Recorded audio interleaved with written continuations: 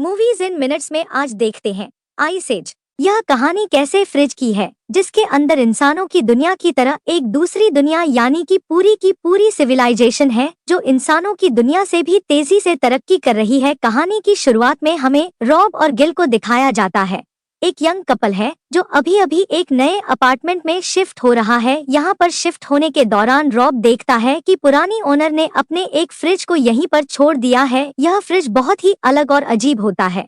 Generally fridge में machine पीछे नीचे की तरफ होता है लेकिन इसमें ऊपर है, इसीलिए रॉब को यह फ्रिज बहुत अच्छा लगता है। वह कहता है कि यह फ्रिज हमारे फ्रिज से बहुत अच्छा है। गिल कहती है आज हम नए अपार्टमेंट में शिफ्ट हुए हैं, क्यों ना हम ड्रिंक पिए। और अब ड्रिंक पीने के लिए रॉब जब फ्रिज खोलता है तो वह देखता है कि पूरे फ्रीजर में बर्फ जमी है। वह किसी तरह से आइस ट्रे निकालकर उसमें से आइस क्यूब अपनी ड्रिंक में डालता है और जब वह ड्रिंक पी रहा होता है तभी उसे आइस क्यूब में कुछ अजीब सा दिखता है। वह उसे टेबल के ऊपर रख देता है और वह गिल को बताता है कि इसमें कुछ अजीब है। यह दोनों जब ध्यान से देखते हैं तो पूरी तरह से हैरान हो जाते हैं। रॉब को अपनी आंखों पर विश्वास नहीं आता। वो उसको मैग्नीफायर लेंस से फिर से देखते हैं।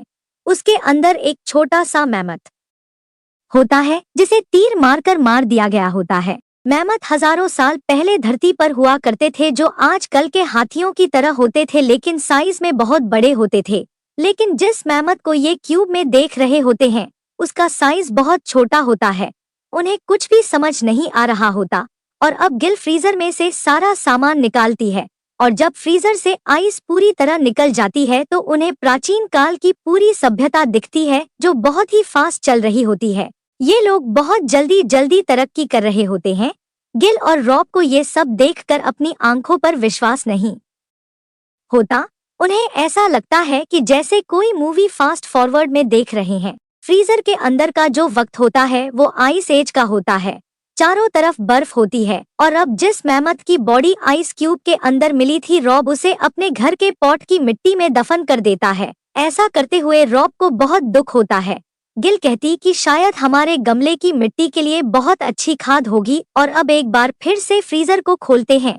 यह देखकर दोनों हैरान हो जाते हैं कि चंद ही घंटों में यहाँ की पूरी दुनिया बदल गई। पिछली बार यहाँ पर आइस एज था लेकिन अब यहाँ पर इंडस्ट्रीज है। इतने कम वक्त में यहाँ की दुनिया कैसे बदली इन्हें कुछ नहीं पता। दरअसल फ्रीजर की इस दुनिया के अंदर हर एक चीज बहुत तेजी से बदल रही होती है और ये वक्त होता है 19वीं सेंचुरी का जब इंडस्ट्रीज ग्रो कर रही थी और हर जगह कंस्ट्रक्शन चल रही थी और इस फ्रीजर की दुनिया के अंदर भी बड़ी बड़ी बिल्डिंग बन गई होती है। गिल रॉब से कहती है कि यह अलग दुनिया है जहाँ पर टाइम और तरक्की बहुत स्पीड से हो रही है। तो रॉब दुखी हो जाता है क्योंकि उसने बहुत कुछ दिया।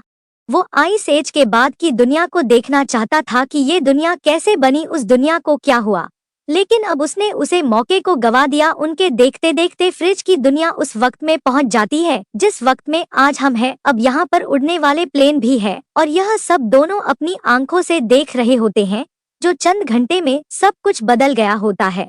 यह सब कुछ देखकर ही दोनों बहुत ज्यादा एक्साइटेड होते हैं और तभी यहाँ फ्रीजर की दुनिया के अंदर एक बम गिरता है जिससे बहुत बड़ा ब्लास्ट होता है। दरअसल एक न्यूक्लियर बम है। बम के ब्लास्ट की वजह से रॉब पीछे हट जाता है जिस वजह से वह गिर जाता है। उसका चेहरा आग की गर्मी की वजह से लाल हो गया होता है और अभी फ्रीजर के अंदर देखते हैं जहाँ पर ब्लास्ट हो रहे होते हैं। दरअसल यह एक न्यूक्लियर वार है। तो गिल फ्रीजर का दरवाजा बंद कर देती है। रॉब कहता है कि अब क्या होगा। गिल कहती है मुझे नहीं पता, फिलहाल मुझे भूख लग रही है और इसके बाद ही खाने के लिए कुछ ऑर्डर करते हैं। 1 घंटा बीत जाता है। फिर रॉब कहता है हमें फ्रीजर की दुनिया को देखना चाहिए कि अंदर क्या हुआ, क्या वहाँ के लोग बचे होंगे, क्या उन्होंने सब कुछ ठीक कर दिया होगा। गिल कहती है कि मुझे नहीं लगता, मुझे लगता है कि वह पूरी दुनिया खत्म हो चुकी होगी। और अब रॉब फ्रीजर का दरवाजा खोलता है और जब वह अंदर देखा है तो उसे अपनी आंखों पर विश्वास नहीं होता। यह हमारी दुनिया से भी बहुत आगे की दुनिया होती है जो बहुत ही ज्यादा हाईटेक होती है। यहाँ पर फ्लाइंग कार भी बन चुकी है और दूसरी टेक्नोलॉजी भी बहुत ज्यादा हाई होती है। यह दोनों के दोनों यह देख ही रहे होते हैं। तभी शहर के बीचों बीच एक ऑब्जेक्ट आता है जो कि पिरामिड के शेप का होता और इसके बाद वह पूरे शहर की एनर्जी को कंज्यूम करना शुरू कर देता है और अगले पल वह डायमंड शेप का हो जाता है। उसके बाद वह डायमंड शेप का ऑब्जेक्ट पूरे शहर को अपने अंदर समा लेता है और ब्लास्ट हो जाता है, जिससे बहुत सी रोशनी पूरे घर में फैल जाती है, जो देखकर गिल और रॉब बहुत खुश हो जाते हैं। इन्हें देखकर बहुत अच्छा लग रहा होता है कि तभी अचानक से सभी रोशनियां एक बार फिर से फ्रीजर के अंदर चली जाती है और गायब हो जाती है। यह देखकर ये दोनों के दोनों उदास हो जाते हैं।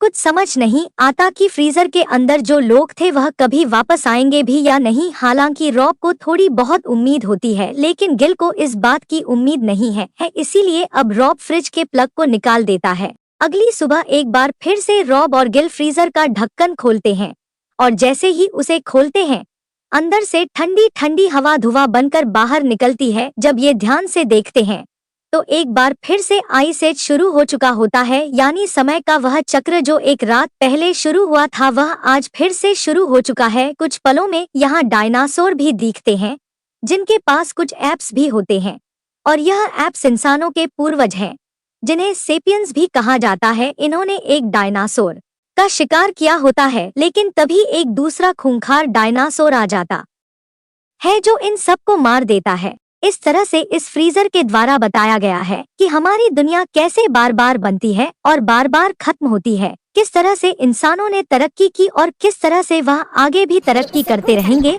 और यह एपिसोड यहीं पर खत्म हो जाता है। ऐसी ही रोचक स्टोरी के लिए हमारे चैनल को सब्सक्राइब करें। धन्यवाद।